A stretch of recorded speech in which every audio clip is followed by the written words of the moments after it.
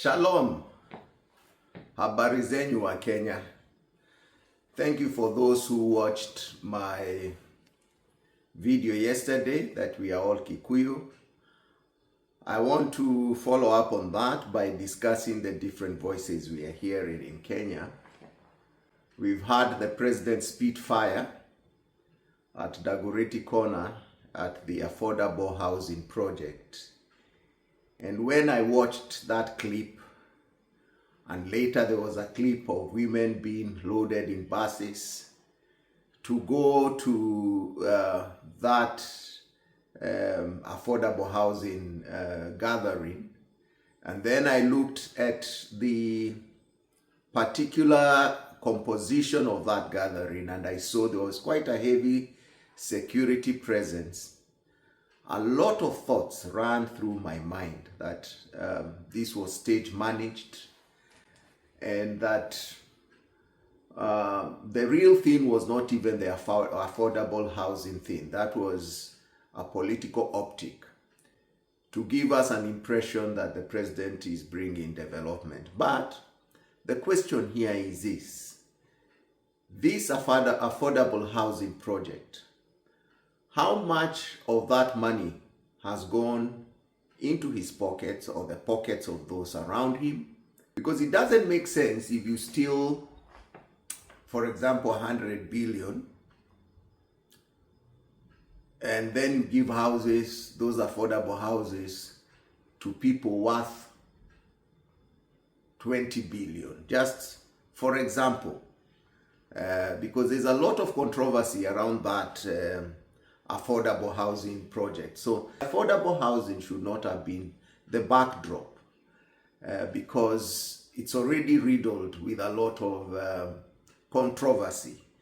So he should have chosen maybe go to a place like Kibera, surround himself with young people, if he really wants a good Butere Girls kind of production. You remember the Butere Girls production on how it trended, because it was addressing the real issue. So that whole issue was one of the things that I thought, and I said, one, why, and I know a lot of politicians pay others to go for their political meetings, even those in the opposition.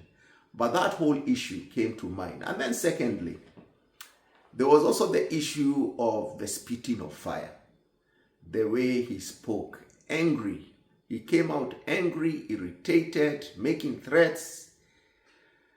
And I wondered why he had given up on his madmen. Let me give you an example of a story I think I was told by my grandfather.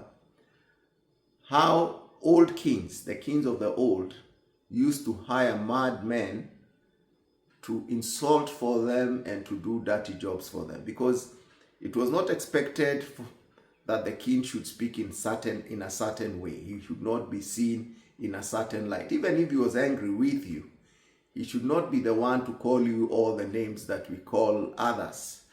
So it was not expected for the king to be the one to insult or to throw eggs or to do all those guys. He would hire, there would be at least a few madmen who were on payroll, so that when they come and call you all the names, then the king will come and say, hey, stop it. What you are doing is not right. But in the meantime, in private, he's saying to you, you really did a good job. I really wanted to call this person these names, but my office does not allow me to behave that way. But, for example, for the president to come himself and be the one spitting fire and even saying the people should be shot on the foot, confirmed that he was the one that gave orders to the CS of Interior to actually shoot and kill, because his language did not change. His language should have been like, no, we should not shoot civilians and all that, even if he's the one who gave those orders in private. I'm just talking this to say that that also left a lot to be desired. On the other hand, I've seen a clip from Rigathi Gachagua saying that, I think it's addressed to the president, saying that he has become the most popular person, and it is true his voice is being heard. But my question here is this. Some of the loudest voices we are hearing at the moment opposing the current president are the same voices that were allowed to put him in power. For example, Rigathi Gachagua, Ndindi Nyoro. I also saw something he said recently. These voices were very loud during the 2022 elections, and they are responsible for putting the current president in power. Now, we have the voice of the president, who is spitting fire. We have the voice of Rigathi Gachagua saying one term and calling us cousins. And look, then we have the voices that have been silenced. Which are the voices that I'm listening to? The voice of Albert Ojwang, who is in the grave, who was calling for better accountability of public resources, who was calling for the end of extrajudicial killings, who was calling for the promises that were made during the bottom-up manifesto to be fulfilled. We have the thousands of Gen Zs all over, and the ones in Kisumu are not Kikuyus. These guys are not given money to go for these protests because, for example, the burial of Albert Ojwang, were they given money to attend it in those numbers? So these voices are the ones that are speaking to me louder than the voices of those in government now and those in opposition. Because my worry is that in 2027, that we put back different faces than the ones that are in the regime, but carrying forth the same legacy or the same manner of politics, of corruption, of lies, of all that into 2027. I think that's not what we are looking for.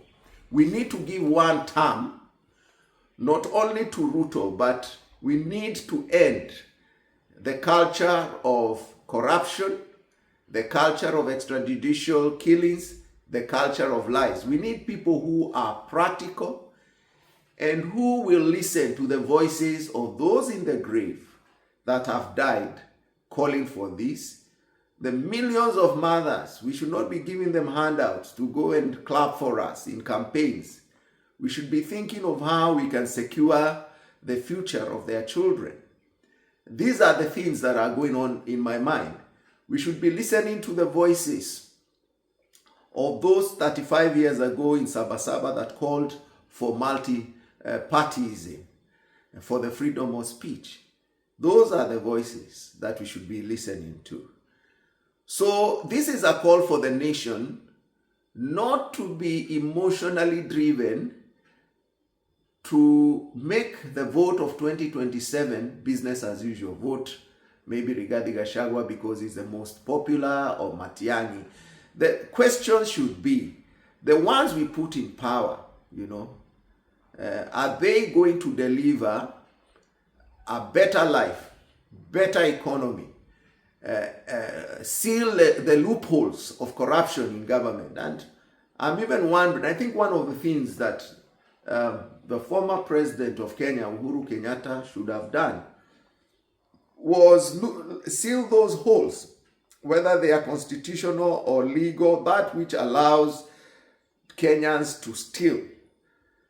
Because that is, we need people who can go to government to seal those loopholes and ensure that that the nation is running with minimal corruption. Because I believe the monies within the country are enough to run. We need the people who are going to run the country, like Kibaki. I think Kibaki was a good example. He was not so much out there to do stage productions, plays, and give optics. He wanted to work. And I think that's what we are looking for in 2027.